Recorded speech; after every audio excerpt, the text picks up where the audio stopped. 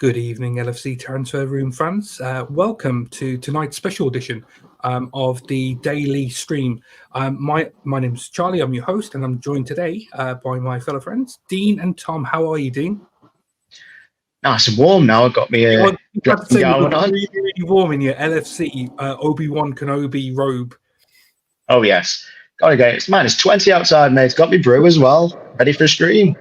Yeah, well, I'm sure there may be some others out there. But back in my day, that was nothing. But to be fair, I haven't stepped out the house today. Just been working, so I can't say much. And Tom, how are you, mate? You okay? Yeah, all good. Cheers. Did you brave it and go outside today? Yeah, briefly. Was a chilly one though. But yeah, all good. Missing the Reds, but yeah, all well and good. Yeah, they'll be back and straight away. Paul Lindo's just come out from his Canadian shack, -48 in Canada. So pleased to have you, obviously, as always, Paul. Hopefully the weather will improve soon. So we're going to do something different for tonight. Instead of just talking about transfers, and it is a bit slow season. It's a slow news day. We could talk about some of the links. We could save that for another time. What might be good is we'll talk about the mid-season, how we've actually got on so far this season itself, and We'll get the thoughts of the guys that join us today. I'll give you my thoughts as well. But I'm really, really interested to hear from you in the comments. We'll talk about, league position, LFC 2.0, your player of the season, goal of the season, stuff like that. So, throw out your shouts, any kind of debates. Do you disagree? Do you agree? And we'll see how we get on. I think it's going to be really, really kind of a nice kind of introduction into the second half of the season for all of us. So we'll kick off. And so, LFC 2.0, we'll talk about the first of all. I think it might be interesting just to talk about your thoughts pre-season. Dean, I'll ask you, what were your kind of general feelings? Were you excited? Were you apprehensive? Going into what we saw at the end of last season, where we had a really good spell, the big 9 games that we had, and we did well. We just kind of missed out on Champions League football or whatnot, but we saw kind of elements perhaps of a really kind of evolving team. What we saw today is, you could call it Liverpool 1.5 because of the players that we wanted weren't there, but we kind of found our way. Do you agree with that? Yeah, I think when we went through the summer, we all went through a different range of emotions throughout all the drama of the summer. I think end of last season, we were quite relieved to be done with it, to see what changes happened over the summer. Started off, obviously, with McAllister coming in. We were very happy. That was done very quickly. And then all of a sudden, it was all about outgoings, which was a big surprise, losing Henderson and Fabinho. Then we brought in Szoboszlai, very excited at the time. Obviously, still love him now. And then Gravenberg, late signing, and we were quite happy with that. The only overhanging thing was we haven't bought a 6, we haven't bought a centre-back. So there were still mixed emotions going into the season, but encouragement, because we had some decent results in pre-season. I know there was some concerning ones, but pre-season is pre-season. And like I say, it says very much Liverpool 1.5. We're in between, aren't we? We've still got quite a few players from the Liverpool 1.0 as such. And then we've got quite a few newbies, but it's exciting. Even without the progress we've gone through, it's exciting. It's all new. We're not used to having virtually a new team in one go. We're used to having only little changes each summer. So to go into this season with an entire new field, it was a bit scary because it's the unknown, but you have to be excited because this is what you live for, changes. And when Jurgen gets to have his changes, usually good things follow. Yeah, I agree. Totally agree with everything you said there. Tom, what were your thoughts kind of going into the back end of last season and into the summer with transfers, and then the preseason games? Dean just mentioned it. We had up and down in terms of the results and the goals that we were possibly conceding, but it seemed like Nunes did really, really, really well, didn't he? During that preseason, and he was linking in with Salah really well. Soboslai came in. Everyone worked on how to pronounce his name over the summer, so we perfected it come first game. But what were your general thoughts anyway? Yeah, I think it was unpredictable for a lot of us, really, wasn't it? Obviously, we know the talent that this team's got, but obviously we saw the huge decline last year. So it was always a case of like, can we get back to them levels? I think some were confident that we would, some weren't as confident. I think going into the season, I would have been happy with top 4 in a trophy, to be honest. I definitely wasn't expecting us to be going toe to toe with City at this stage of the season, to be honest. Obviously, I knew we had the capabilities, but obviously so many new players coming in. Thought it was going to be a lot tougher to sort of gel them all together. But yeah, again, the genius that he is has managed to do it, hasn't he? So yeah, I think for this stage of the season, we've got to be absolutely buzzing with where we are. It's still within a big shout for every competition, with only February a couple of weeks away. So yeah overall, got to be buzzing with the start of the season so far at this point. Yeah, no, that's absolutely true. That's we're going to cover all these points that you guys have been raising in the next hour. So lots more to talk about. People in the comments, please just kind of give me your thoughts as well as to what you thought going into the summer. Evolving from that Liverpool 1.5, as I just kind of described it, into 2.0. Apprehensive? Were you excited? Was there anything kind of certainly missing? Paul, you've kind of thrown out there. It's an interesting one. Maybe one we can talk about in the league section. Which actually, you know what? Let's go into that right now. I think it's interesting around about how well we've performed. I think from pretty much day one. Barring that one result against Spurs, we would have had a perfect season in terms of no defeats, certainly in that respect, and more points than what we would have had already. Whether that's 1 point against Spurs or possibly go on to win it because of the goal that came in at that crucial time. The refereeing decisions that have cost us so far this season. But Tom, I'll come to you first around what you think around the league performances, and we're just going to stick with the league performances for now, and how we've kind of fared over the months coming up to this point. Yeah, like I said, I think we've been outstanding, really, considering all the changes that have gone in the summer. Like you said, only one defeat all year, and that was just one of the worst refereeing performances you'll ever likely to see, I think, in your lifetime. So yeah, we have become just difficult to beat again. Obviously, when we were as good as we were back in 2018 to 2020, obviously we only lost one game in 18-19, 19-20. We had the 26 wins out of 27. We just didn't lose games, and we've gone back to that. I think Virgil getting back to his best is such a key part of that, because when he's at his best, and he's on that team, you just think we're not going to get beat, don't you? Like, because he raised the level of everyone else around him. Obviously, whoever's playing next to him, whether it's Kanate, Kwanzaa, if they got him next to him, you just think we're going to be sound there because he's just that good. So I think he's been pivotal to this great start to the season in the league. And as I've said before, we've got to be absolutely buzzing to be top of the league in mid-January, considering I don't think many people had us down to even challenge this year. Some people didn't even have us in top 4. So absolutely buzzing with where we are at this point, and hopefully we can maintain it for the second half of the season. And I think it's surprising just looking at the fixtures that we had. The performances before the Spurs game was, and I'll read them out to you just so people get reminded. So 3-0 against Villa, 3-1 against Wolves away, 3-1 against Lask away, 3-1 against West Ham, 3-1 against Leicester in the Carabao Cup, and then we got to that Spurs game. So up to that point, we were scoring absolutely loads and loads of goals, weren't we? We were conceding, but we were putting teams away, and it's pretty comfortable. Those 3-0s, 3-1s. It seemed really, really, really comfortable at that point. I don't know what you feel at that point itself, Dean, but I was pretty excited. For me, and I'll ask you guys as well, and the comments, I felt Liverpool were really ahead of where they expected to be, perhaps, because of the transfers that came in. I'm surprised at how well the team gelled And maybe that's just, down to coaching, down to the scouting department. But, it's unbelievable to get to first game of the season and beating Villa. And Villa is, in the top 4 up to this point, aren't they? But Dean, what are your thoughts up to that Spurs game? Really, really well.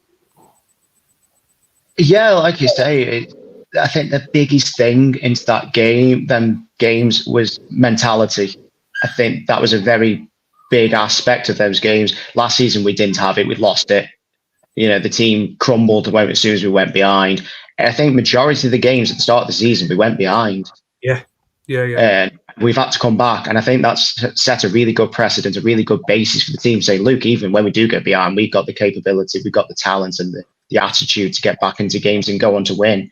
I think that's been very important going into those runner games, and even into now, they've gained that ability back, which is not easy. It can't be coached. It is literally through the players themselves to generate that. It literally set up the basis of the season. We had a good start in all the competitions, and it's led to where we are now. And whether that's because we've had these new players, the injection of quality, which has inspired the current players to get on with it again, losing the players, as I mentioned before, that left, no one saw that coming. And even Jurgen didn't see that coming. And I think that's made some of the other players who probably didn't perform very well last season for various reasons to go, in a minute, the captain's left. Our number 6, who was starting every game, basically, has left. It probably give them a kick up the arse, basically, to get on with it. And all the little pieces have fell together for that moment, and it's carried on from there, basically. Tom, what are your thoughts up to that point as well? I again agree with everything that Dean said there. Do you think we were a little bit short going into the league campaign? I know everyone talks about and number 6, but I'll bring up a comment from Paul, who I've asked if he wants to join the stream tonight. But Paul, if you want to join, by all means, just drop a message and I'll get you to join in. But just looking at Paul's comment there, even with the lack of that number 6 supposedly or defensive reinforcement, we still have the best defensive record in the league thus far. Yeah. I did think pre-season we probably were as number 6 short of a challenge of the league, not never mind winning it. But obviously the emergence of Endo last couple of months, he's kind of negated that need, hasn't he? I think we all thought we definitely needed a 6 in January, but his recent performances, there's no need to drop him at all. He's been absolutely outstanding. And yeah, in terms of defensive record, I think when you got the best goalie and the best centre-back in the world, you're always, standing yourself in good stead, aren't you? And they've both been at the best this season or very close to it. So yeah, very happy with the defensive record, and obviously very happy with Endo as well, because he's obviously been a big part as well of keeping that defence so tight, which we've needed because the forward play hasn't been quite as good last couple of months. Obviously Nunes, Gakpo, Diaz, they've all not really been prolific exactly, and obviously Jota's been out as well. So we have needed that defence a bit more, and they've performed brilliantly. So yeah, really happy.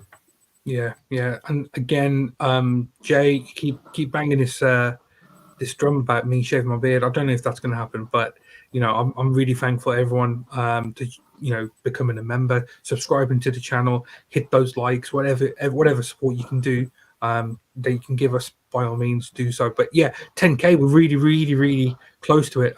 So keep on supporting the channel. We'll keep on trying to do as much as we can, and bring you the best content as possible. So. Let's just think about then. Let's go back to the fixtures and see what happened after the Spurs game. So again, I'll just read out some of these games. You might just remind yourself. So 2-0 against Union. I think you went to that game, didn't you, Dean? You mentioned earlier. Again, let's ask about that. It's the first home European game of the season. What were your general thoughts there, Dean? The atmosphere, the feeling around the club, the fans when you were there itself. We just expected a comfortable victory. I know it was a bit of a flat game. In all honesty, I think Liverpool were just trying to get a professional performance out of the way. In all honesty, it was about their away fans generating the atmosphere. Anfield was quite flat that night, I'm not going to lie, but the game was flat in itself, which just didn't help. But professional performance, we got 2 goals, job done.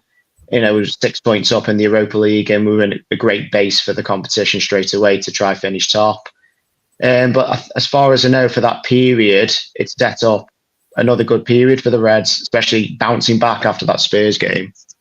Yeah. And what were your thoughts there, Tom? We had a 2-0 win. Then we had 2-2 against Brighton. I think we should have won that game, to be fair. 2-0 against Everton, 5-1 against Toulouse, and 3-0 against Forest. And then we go to Carabao and a 2-1 win against Bournemouth. Let's kind of pause at that point.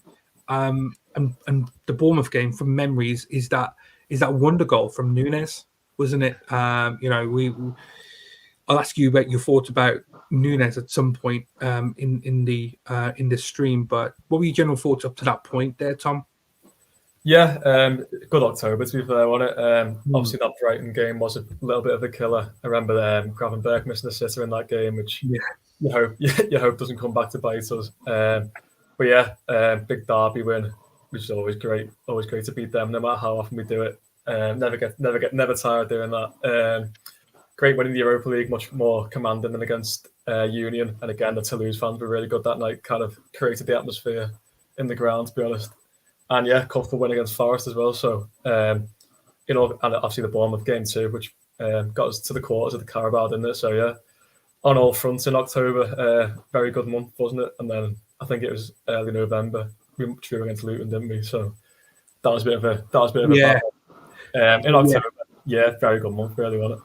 No, exactly. So up to that point, barring that one result against Spurs, and we, again, Gravenberch probably should have done better, but he was showing promising signs at that point, wasn't he? But the Luton game, so it was Luton 1-1. Then we lost against Toulouse away in the Europa League. We beat Brentford 3-0. We had a really good result against Man City.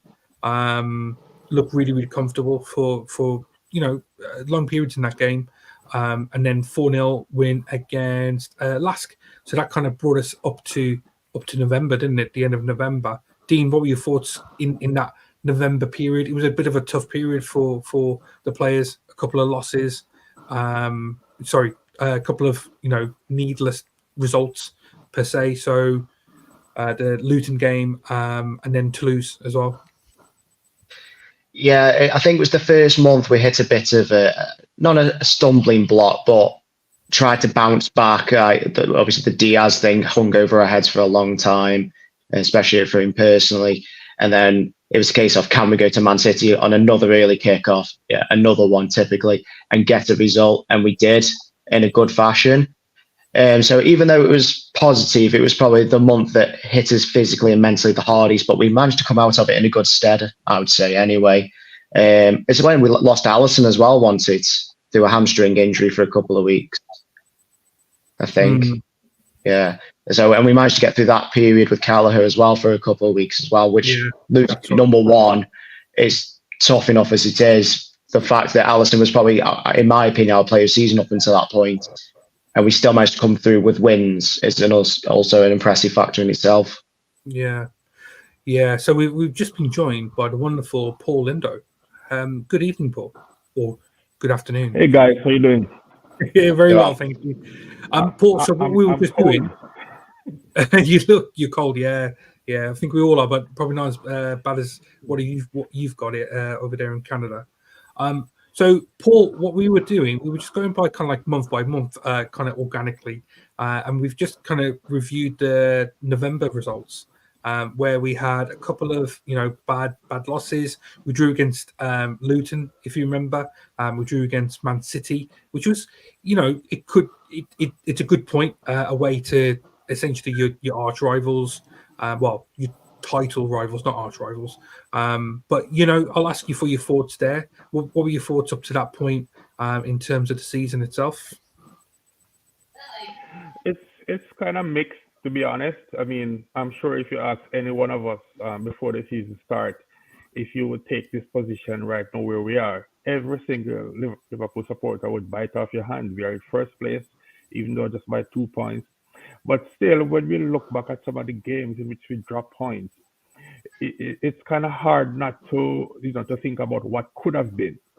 Look at that Brighton game that we drew when we had a very good chance to go up 3-1 and kill the game. We look at some of the chances that we missed. Look, that Luton game in which we draw 1-1. Even the game that we lost, we were like 5 seconds away from getting a point, despite all that went down. So if you look at it that way, we leave about 6-7 points on the board there that we could have had. But at the same time, when you go through a season, nothing is flawless. There will always be ups and downs. There will always be points that we get to that we probably don't deserve. So I guess it balances back out. Because I'm not sure if we really deserve that point that we get at City away based on how we played, whilst we should have beaten Man U at home. So it's up and down, but I'm very, very happy with where we are right now. And I think we have a chance to win the title this year. I wouldn't bet much on it because City is what they are. But so far, I think we're good. I don't think much about those couple of games that we lost in the Europa League. Now when we reach the knockout stage, I think we will be, a little bit stronger, too strong for them. But so far, I'm really ecstatic about the season so far. As I said, we could have gotten a few more points, but at the end of the day, that's always the case in every season. So I think we are very happy. Yeah. So you mentioned a couple of the results from December. We'll just cover off December really quickly. So Tom, I'll ask you really quickly about this one. So it's a 4-3 win against Fulham, which we'll bring up again, I'm sure, in the later stage in the stream. We had a good 2-0 win against Sheffield United away, 2-1 against Crystal Palace, where possibly we were a bit fortunate to get the win. But results of results. We got a 2-1 win against Crystal Palace.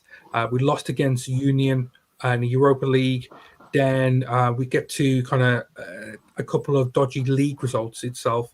So 0-0 against United. Then we beat, essentially batter West Ham 5-1 in the Carabao Cup, which is an absolutely phenomenal performance. 1-1 against Arsenal. 2-0 against Burnley. And that kind of brought us to the end of December. What are your thoughts about December itself? It's a tough period, isn't it? Always for all clubs. Yeah, always a tough one. Obviously, loads of games. I think that week we had Fulham, Sheffield, and Palace was a massive one. It was 3 games in 6 days. That Palace game was Saturday at 12. 2 late winners in there, the Fulham and Palace. So I think that was a huge week to get 9 points from them. That could easily have been less than 9, with, like I said, with the late goals. Yeah, and the away form up until that point had been questioned a little bit. So to get a couple of away wins in that week was huge, I thought, as well. And then you come into the United and Arsenal games, disappointing because you want to win your home games no matter what, but it can happen against them type of teams, especially when they put everyone behind the ball like United did. Arsenal, again, they've had a blip lately, but they're a very good side, so that can happen. And then, good win against Burnley, which, again, could have gone differently. I remember second half, they really put the pressure on us. So, I think we've got to be very happy with December's return, especially in the league. Like I said, consider it could have been a lot less, with late goals and stuff like that, Yeah. So, Dean, I'm just going to come up with, just going to bring up Ian's comment around the VAR, so the quality of refereeing in the country, and it isn't just all on us as a club. We probably get more decisions incorrect from referees than anyone else, but there are other clubs that do either benefit or are disadvantaged from poor refereeing decisions. But do you feel a little bit aggrieved with some of the decisions that we've had it go against us? Arsenal, where it should have been a penalty. We've had others, the Luton game, where there may have been, again, another penalty when one of our players was dragged down in the box. Handballs, the Spurs game, obviously. What are your thoughts about the refereeing? Is it something that we should cling on to and say that we've been robbed? Or do we, as a club, should we just kind of get on with it and try to win our games regardless of referees? Yeah, first and foremost, like I said, the referee standards in the Premier League absolutely dire. We all know and understand that. But at the end of the day, the team is down there to win the games through playing football, scoring the goals. It's an awkward one because we always focus on the refereeing decisions because they're so high profile and there's such a high profile league, high profile games. A lot of the games you mentioned there, bar the Spurs one, the Arsenal one, we were 1-0 down. We might not have gone on to get a point. If that penalty, I know the whole butterfly effect, it could have gone completely different.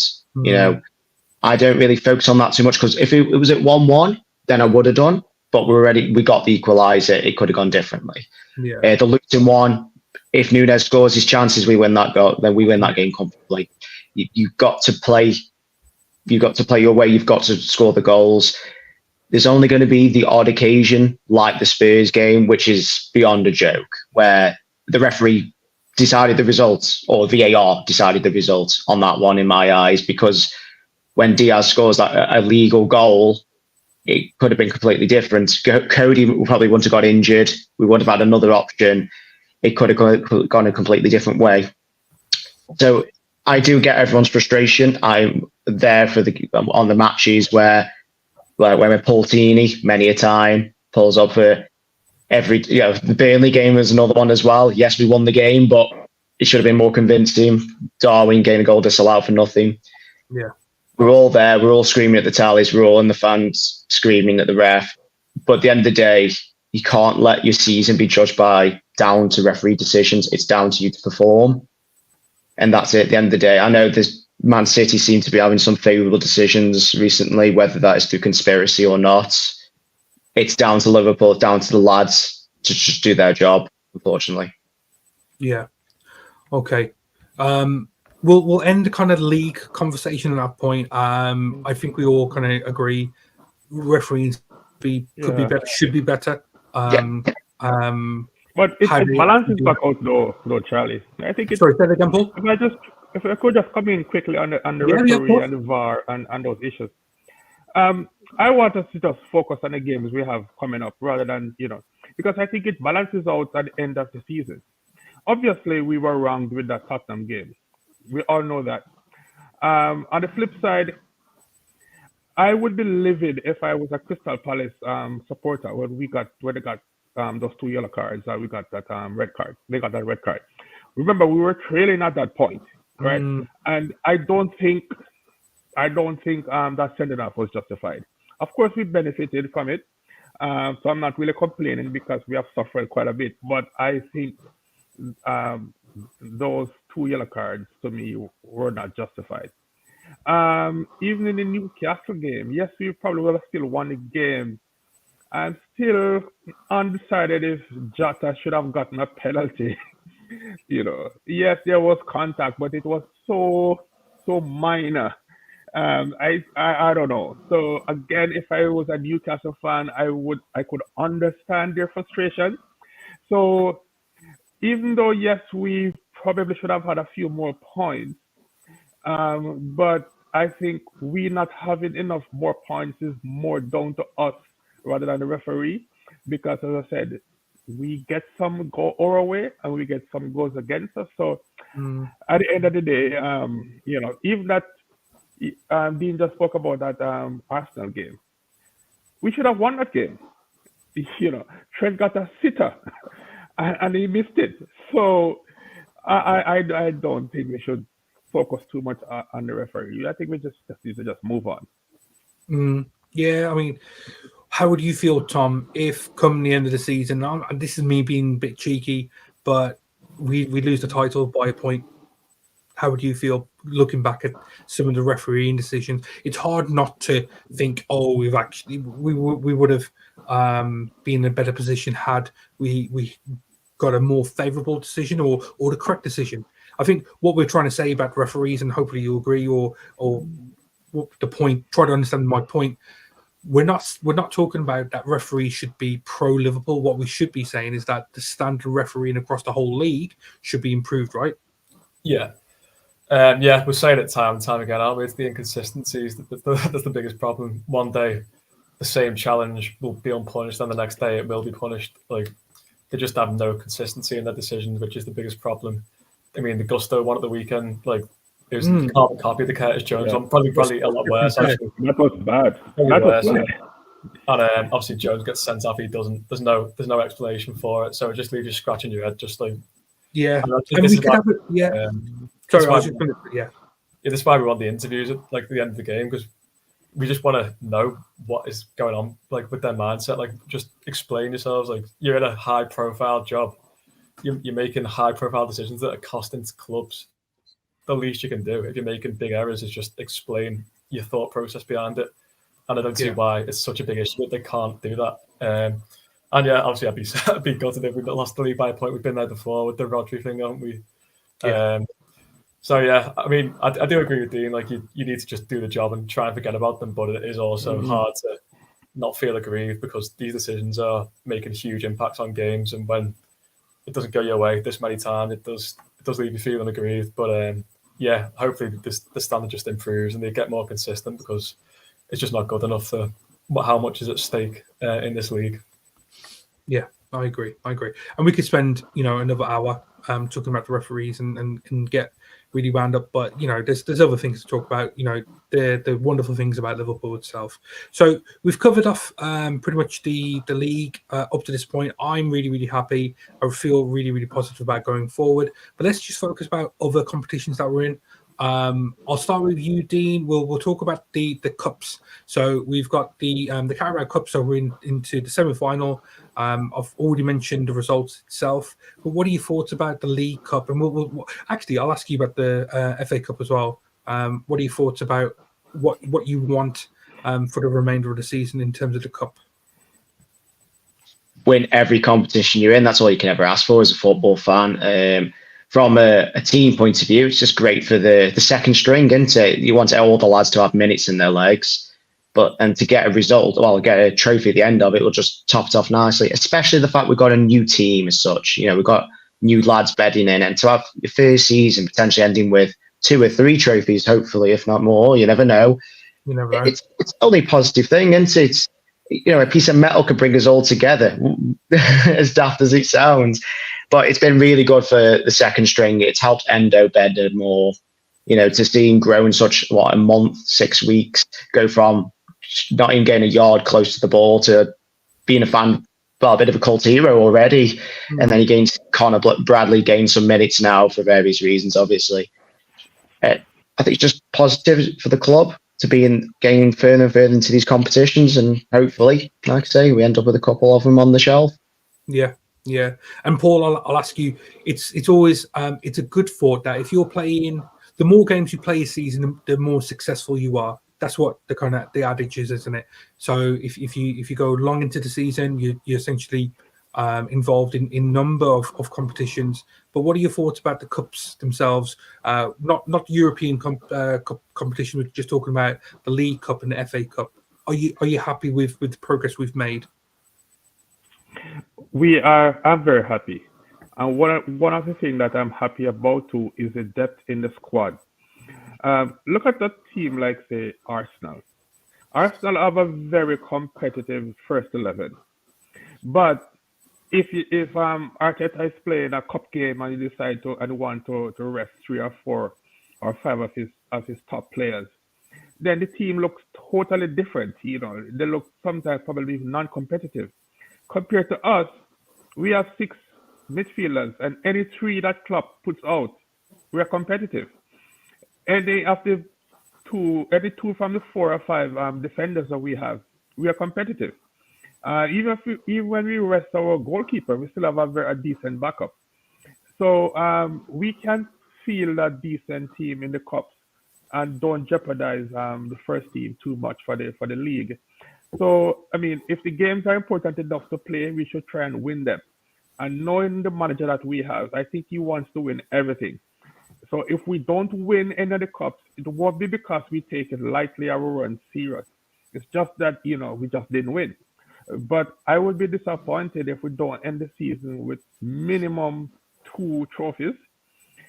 Yes, I want to win the league, but I'm still a little bit cautious because that City team, they're no joke, right? But I want to win the Europa and 1 more cup, maybe 2. But I think we have the squad to do it.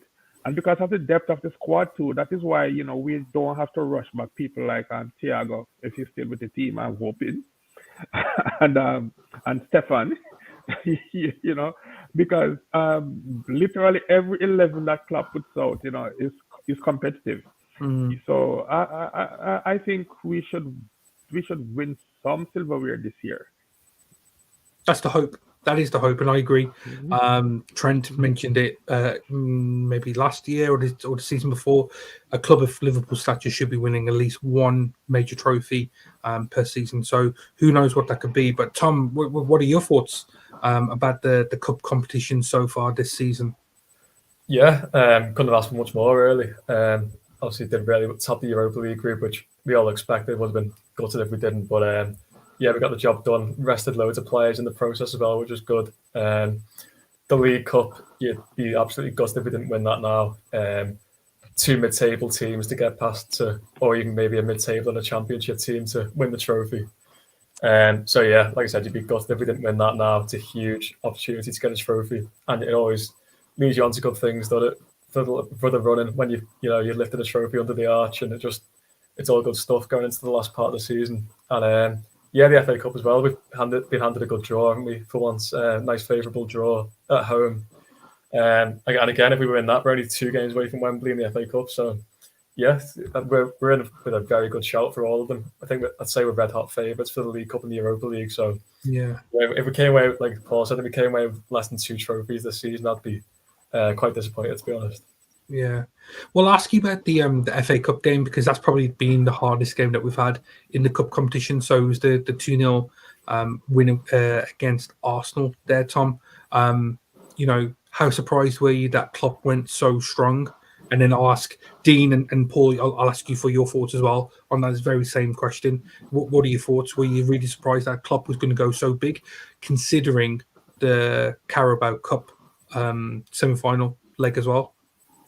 Maybe a little bit, but obviously because there's been a big gap between the Fulham and the Bournemouth game, I thought maybe you might just go strong for both, and then we've got a big break after. So I wasn't too surprised, and I think the last couple of years he has sort of given the cup more priority, hasn't he? I think his first few years, the League Cup and the FA Cup, he just wasn't asked. You could just tell by just his whole demeanour was just off, wasn't it? In the cup competition, it was almost becoming like a bit of a joke, like what he was saying and stuff about the cups, but he seems to really prioritise every competition now. So yeah, I wasn't too surprised. And again, that Arsenal game could have gone a lot different, couldn't it? That first half, we got absolutely battered. I think they hit the bar a couple of times, didn't they? We did as well, but they dominated that first half. So that was a massive win. Obviously brought on Bradley, and there was another young lad we brought on, wasn't there? With like 20 minutes to go. Bobby Clark came on, did really well. I was thinking at that point, he's just kind of throwing the towel in here, isn't he? He's just thinking, we don't want to replay. Just if we're not going to win, just go and lose. But thankfully, we got the 2 late goals, and yeah, that was a huge, massive win, that one. Yeah. So Dean, I'll ask you again just what you thought about that 2-0 win. But looking at previous seasons, do you think the reason why Klopp's changed his mentality, or what we perceive as his mentality towards the cup competitions, is based purely on what Paul said about the squad game? We've got a much better squad now than what we obviously had 3-4 years ago, that where we weren't allowed to kind of put together strong 11s apart from your first 11, the big 3 up front, but then who replaced them? Was the quality good enough? But what are your thoughts there, Dean? I think Paul's exactly right. I think it does come down to literally a squad game. The first couple of seasons Klopp was in charge, he literally had his 11, and that was borderline it. Last 3 seasons when we nearly should have won the quadruple, we had a squad then. We had some backup forwards. Minamino played every round in the League Cup. Who was the other lad? It was Origi, once, of course. Origi played some games as well. I don't know how I could forget him. So like I say, it came down to numbers, and this season's the same thing. It's come down to numbers. I do think if these injuries we've got current in the moment were more long term, I think that Arsenal game we would have seen a lot more rotation. But I think he's looking and going, right, as Tom said, we got 2 games and then we got a significant break. We should have some more lads back. We can risk it. We've got the legs. We can go for it. And that game was an acid test of sort, because Arsenal needed a result. They were on a bit of a bad run. They were home, played a full squad. It was basically a do or die for them, and we got through it. And the best way possible in my eyes, because they should have won that game going on the first half. They should have scored at least 2 or 3, but we got through it, and we scored. The fact the goal was an own goal that set us up is just hilarious in my eyes. Even after all that, not all the chances they had, we still ended up beating them, and they're waving them off by at the end. And I think it's brilliant, and the fact we got through to a more favourable draw in the next round's even better as well. Yeah. And Paul, I'll come to you for your thoughts about that. That's so far sole FA Cup game. Yeah, I'm not surprised that Klopp went fairly strong. Klopp is one of those coaches that just hates to lose, and when he's playing against teams that are in our top 6 clubs, especially Arsenal, City, United, these teams, Klopp always goes strong. Yes, it's the FA Cup, but it's a cup, and if we are going to win a trophy, then you have to play one or two of the big teams somewhere. So obviously, if you want to play them in the final or semi-final, but since you have to play them, might as well just play them when you get them and just knock them out. And one of the things I respect about our manager is, well, most managers can have a game plan. Give a guy a week to prepare for his opponent. He can come up with a game plan. But what Klopp has over most everybody else is adjustment. And that is why we are so much better in the second half of games this year, because you could see when we are struggling in the first half in a number of games, and then the ref blow for halftime, you see him sprinting towards the change room.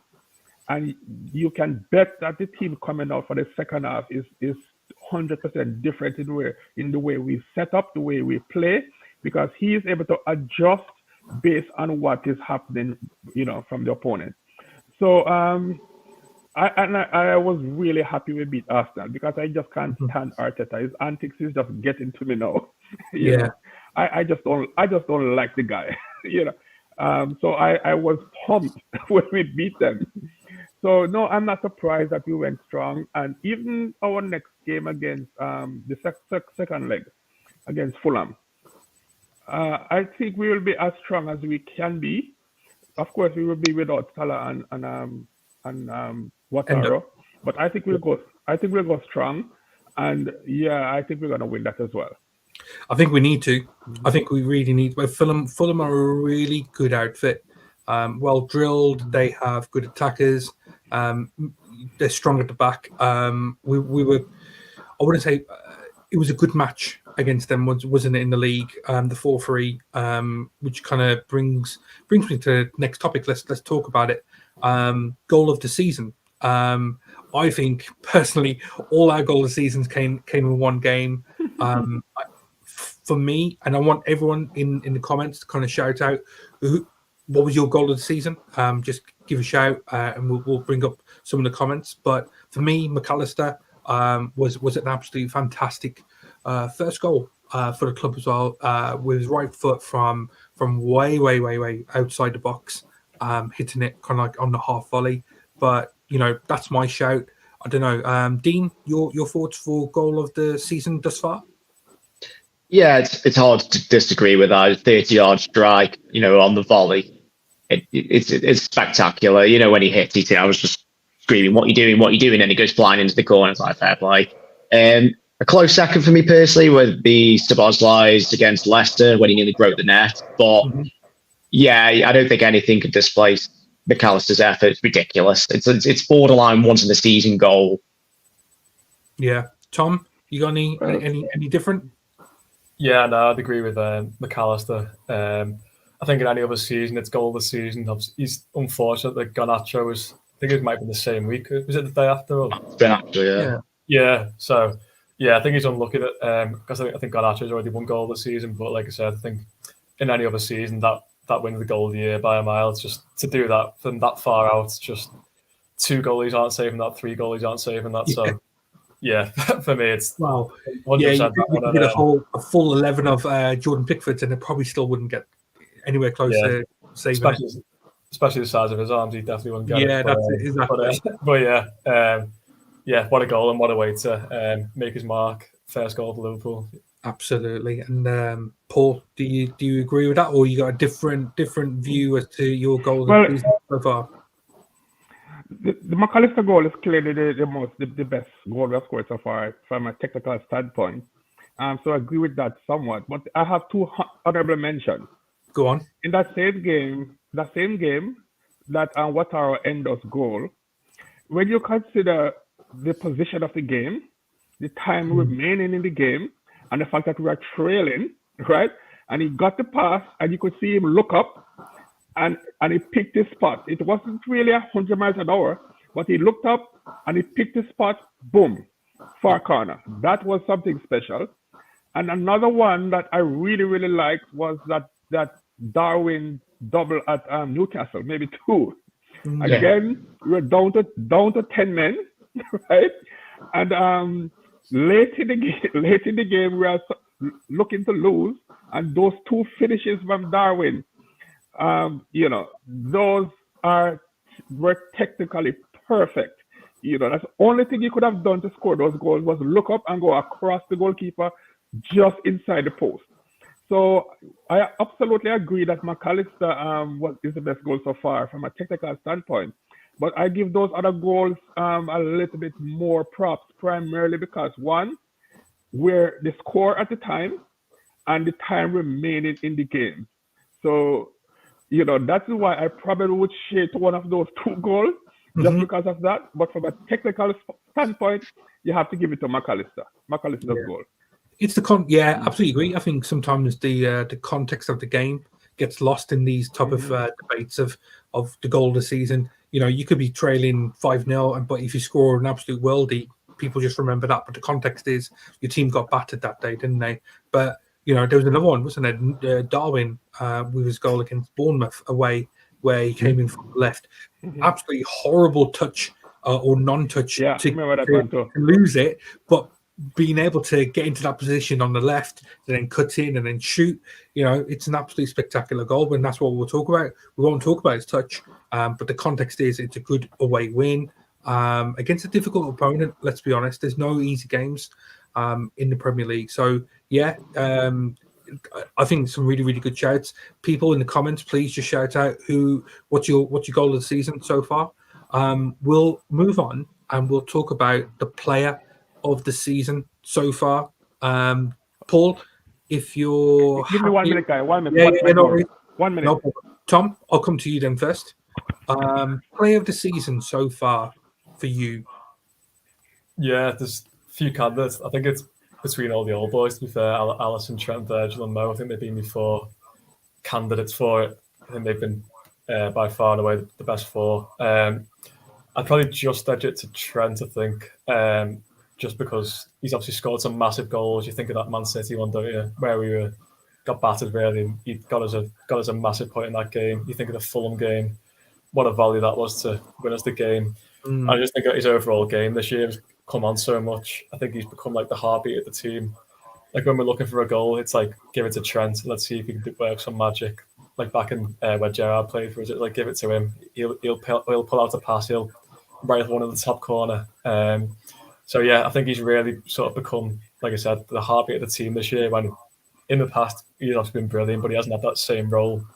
I think with a lot of the senior players going and a few of the forward players underperforming, I think it's kind of put more emphasis on him to create and score goals, which I think he's done. I think he's obviously in this inverted role. He's getting better and better at that. So yeah, it's tight between the four that I mentioned, but for me, I just think because of the improvement in Trent and how important he's become to us this year and how he's just dragged us through some games, I think I'd just give it to him. Dean, I'll ask you. I think the thing for me, just what you just mentioned there, Tom, is at different stages, it seems like the four players that you've mentioned have come into their own. So Alisson was at the start of the season. He was making absolutely brilliant saves. People were talking about Vicario from Spurs, but really the best keeper in the world is Alisson Becker, and he's proved it every week. He was doing something, pulling something out the bag. Virgil kind of solidified, found his feet, was brilliant from the off. Trent is that kind of is that latter stage now, isn't it? Bringing us into the new year. But Dean, what are your thoughts? Player of the season so far? Yeah, I agree with Tom. I would go with Trent. If you asked me this literally like 2 months ago, probably 2 or 3 months ago, starting November, I would have said Alisson because we picked up so many points, extra points because of him. But I agree. Trent's really coming to his own this season. He is the system player. This system, he keeps denying it, but this system was based around him, the whole inverted role. He's actually somehow miraculously gone to Gareth Southgate's good boot, which I didn't think was ever going to happen. Yeah. But that's just a testament. So you can't ignore him. The progress he's made in such a short amount of time since we've made changes to the system. He's taken on the mantle. He clearly will be the captain eventually. So off the pitch, he's improved, and on the pitch, he's really brought his A game on consistently as well. He's not dropping average games on anymore. This last 2 or 3 months, he's been exceptional. We've missed him against Fulham in that one game. I know we come through with a good result in the end, but you could tell we missed his creativity, and world-class players are missing when they're not there. You can feel it. The game changes. The team doesn't play as well. So I would give it definitely to Trent at the moment, and hopefully he carries on. Oh, look, really good, really good. So that's 2 for 2 for Trent there, Paul. Do you have any thoughts? Oh, and before you do, Electric Dreams, which is a brilliant name. He's thrown out another name, Curtis Jones. We talk about system players, and I mentioned the last 10-9 games of last season where we were winning games, and the consistent name that was found in all those results, those positive results, was Curtis Jones. And everything that we've seen so far this season, whenever we have Curtis Jones in the team, and you could talk about Wataru as well, but Curtis Jones is another name that could be thrown in. But what are your thoughts? Is it going to be 3 for 3 for Trent, or is it going to be someone different? I'm struggling to just give you a definitive name, which I think is a good thing, because Trent has been fantastic, no doubt about it. But we have so many players just contributing so much this season that it's hard to just specifically say this guy. Curtis is a good shout. Curtis is probably our most versatile player, well, along with Joe Gomez. But Curtis can play the 8 on either side. He can play the 6. He can even play on the wing in a crunch. Joe Gomez, what can I say about that guy? But let me give you another player that we are overlooking. Ibrahima Konate. Everybody is happy that Van Dijk is back to his best or close to his best, and we take him for granted sometimes. But I think Ibrahima Konate has been a monster behind there. He works so hard. I don't know. I think we're overlooking that guy. I think he's having a monster year. Everybody keeps talking about William Saliba, but there is a reason why Konate starts over Saliba for France. Yeah. Right? So, actually, the entire backline is decent. It should get some mention. Quanta played limited minutes, but when he plays, you can see the talent there. But for me, you could choose Curtis, Konate, or Trent. I'm happy. I would say, there's not much in it. That's what I'm saying. We just go to show that it's a real team effort. Mm-hmm. I agree. Tom, I'm going to ask you really, really quickly then. Breakout player of the season. Someone that like Kwanzaa, who's just shown so much maturity for a young man. Is he someone that you would see him as like a breakout star, or someone that's really improved? Being at the club for a longer time, but has just shown to be that extra little bit special, turning up each week. Yeah, I think Breakout would have to be Kwanzaa. Don't think anyone knew too much about him going into the season, and I think he's maybe saved us a few quid in terms of getting a new centre back. I know the whole left-footed thing, but he's definitely given us another option there with Matip being out as well. So I'd have to give him the breakout. He just looks so mature for his age, like 20 years old for a centre-back, and he's just, I think you could either call him like a Rolls Royce. He's just so complete. He's great on the ball. He's dominant for his age as well. So I think he's got such a bright future ahead of him. In terms of most improved, I'd go Jones, I think. Obviously, he's been in and out sort of the last few years, hasn't he? We've all been sort of waiting for him to make that step. And I think last month or two, he's really shown that he's had a lot more maturity to his game, not holding on to the ball like he always did as much. And just his overall game just improved massively, I think. So, and he's starting to make that midfield position his own. Obviously, we've made a lot of new signings, but they're not guaranteed to start the way Jones is playing at the moment. So, yeah, I'd give Jones most improved and Kwanzaa breakout, yeah. Dean, I'm going to ask you something a little bit left field. Do you think someone like Jones, people should remember the flack that Curtis Jones got a few years ago, and remind themselves of remember how well Curtis Jones plays now when comparing someone like Gravenberch. Gravenberch has kind of had a little bit of a rough patch. People question his ability, etc., etc. Should people remind themselves where Curtis Jones was 2-3 years ago when we struggled, and how good Gravenberch could be in 3 years' time? Yeah, you only have to go back 12 months, and people wanted Curtis Jones to go out on loan. They wanted to sell him to Wolves, at a mid-table side. He's become our most important, arguably, midfielder in 12 months. When he wasn't in the side due to suspension, and even then after that, the midfield didn't function the same. As soon as he's come back into the team consistently, the team's played a lot better. It's fluid. We have more controlling games. So I think he has been the success story along with Gomez of the season. The fact to go from borderline outsider, especially in regards to Liverpool fans, to be game on the team sheet straight away. And that's amazing in itself. In regards to Gravenberch, we have to remember it is hard. He had a purple patch, didn't he, when he first started? He was in the team and people liked him. He thought, oh yeah, he's going to be amazing. And then all of a sudden people are against him because he's had a few bad games. He has barely played any football the last 12 months before he joined Liverpool. Went to Bayern, he's played a handful of games. To come into the Premier League playing in one of the best clubs in Europe in a new midfield is daunting in itself. And the fact he's had that purple patch, we've been spoiled already a little bit. He hasn't had the adjustment period still. It takes time. Whereas McAllister and Szoboszlai has had the experience of playing consecutive football in the last 12 months, whereas Gravenberch hasn't. And he's only 20, was he 21, 22? He's younger.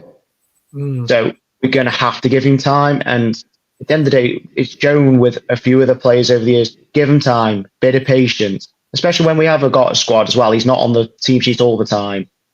He could turn into something special, and no doubt I think he will. Yeah, I agree. And Paul, I'll come to you. Your breakout star, young player of the season so far. Any thoughts as to who that could be, other than the guys that we've already mentioned today? No, those guys for sure. I have to really give some props to our scouting department and the player development staff, because when you look at our team, let's take the midfield as an example. Curtis Jones and Harvey Elliott. Are they worse than Declan Rice and Kai Havertz? I don't think so. But Arsenal paid 170 million for those two, right? While we pay nothing for our two. Look at a guy like Kwanzaa. Other than being left-footed, what does this Chelsea guy that was at Brighton, what's his name again? Colwell. That we wanted to sign. Colwell. Yeah, Colwell. Yes, Levi Colwell. Other than being left-footed, what does Levi Colwell have over Kwanzaa right now?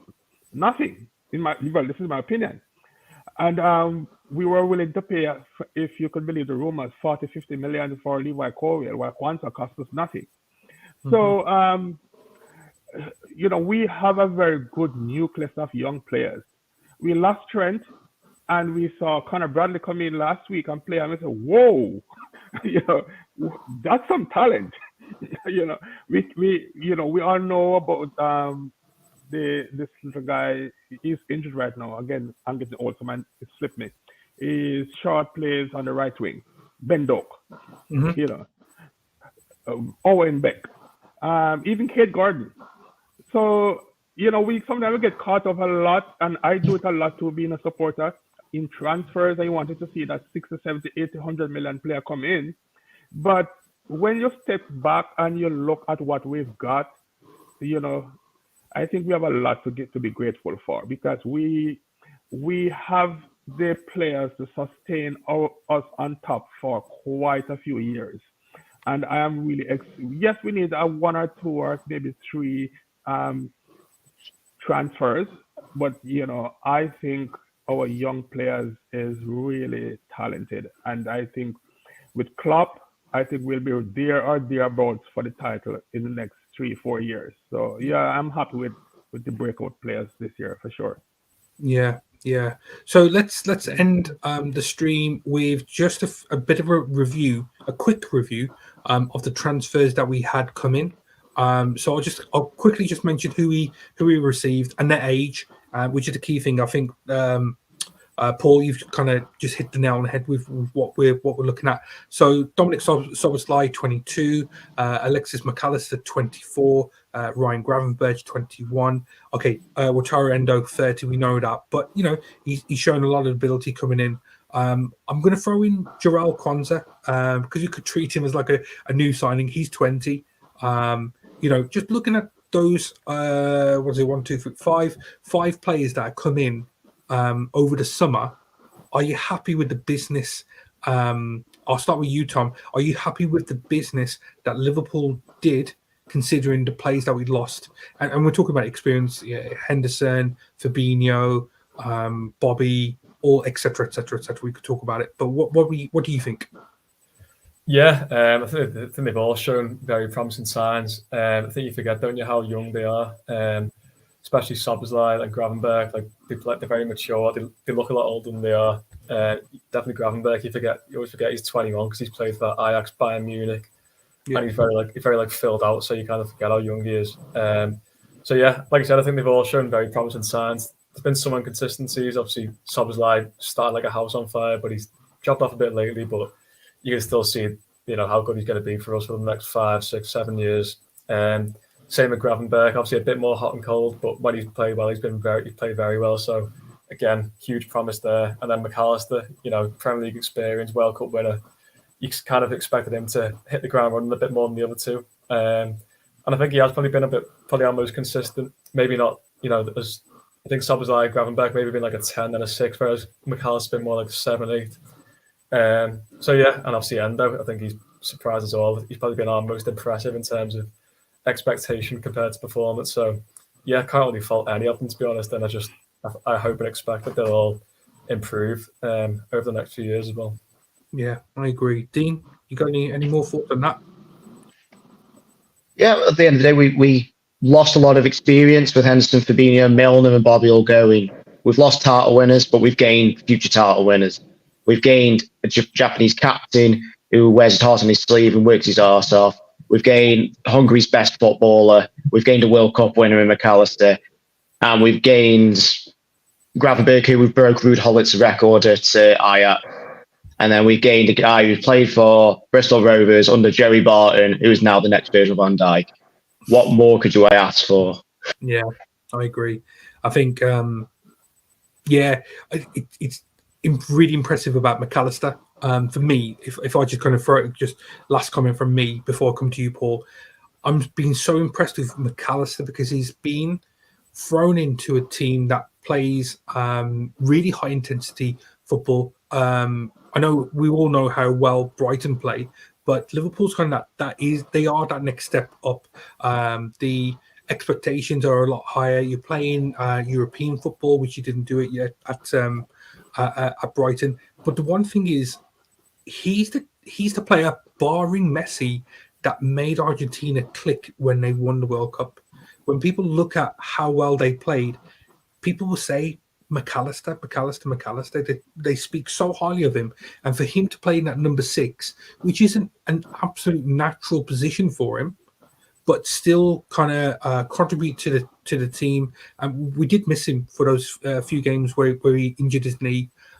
So I'm really impressed. I see a lot of really good qualities in him. I think he'll just get better. But I'm really pleased with the transfers. What do you think, Paul? And we'll close off with you there, Paul, with the last word. Yeah, I'm very happy with what we've got now. But honestly, when the window closed in the summer, I was fearful. I'm not gonna lie, because we wanted Caicedo. We thought we had him, only to wake up the next morning and to hear, damn, he didn't come. We said, okay, we take Lavia. Bam, that didn't happen. And then I look at Chelsea and I said, my gosh, Chelsea have Caicedo, Lavia, Enzo Fernandez, almost 300 million combined. I said, and now look at us compared to Chelsea, right? I've never heard of the name Wataru Endo until we signed him. And when I Googled, this is a 30-year-old guy. I said, what? Who is this? Right? We signed Gravenberch almost at the deadline. So that sounds to me like, I wonder if this is just one of those panic buys again.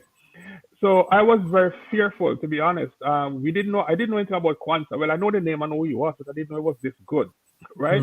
So I was very fearful at the end of the window. But now I am ecstatic. All of the guys there, they just seem perfect. And they also complement each other too, which is a nice thing that we have. And this is one of the few times I think Klopp will have some problem in trying to pick his best 11 when everybody is available. But when Thiago is back, how do you pick your midfield? To me, Curtis Jones and Szoboszlai are starters. But then, you have Endo, you have McAllister, you have Thiago, right? Now, that's a very good problem to have. So I am ecstatic. Yeah, I think we all agree. We're really happy with the way that the season's gone. And I would love to say we can continue this. And then, end of the season, we'll have another review where we're talking about titles and championships and European Cups and etc.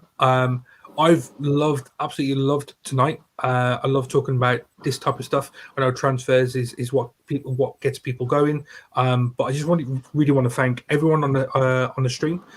Dean, Tom, Paul, as always. You guys kind of supported me last week, so thank you again for tonight. I've loved this stream. Everyone in the comments, hopefully you really enjoyed it. My name's Charlie. Dean, Tom, Paul, we will see you again, no doubt. The guys are back on the stream tomorrow. There's 2 streams tomorrow. The normal 7:30 UK time, and then there's a late 2 a.m. stateside stream. So please, if you're around wanting to talk about Liverpool, listen about Liverpool, watch it, hit subscribe, do all the things that you need to do, support the channel. And I just want to say thank you for joining us tonight. It's been a really good one. See you soon. Bye. Go Packers.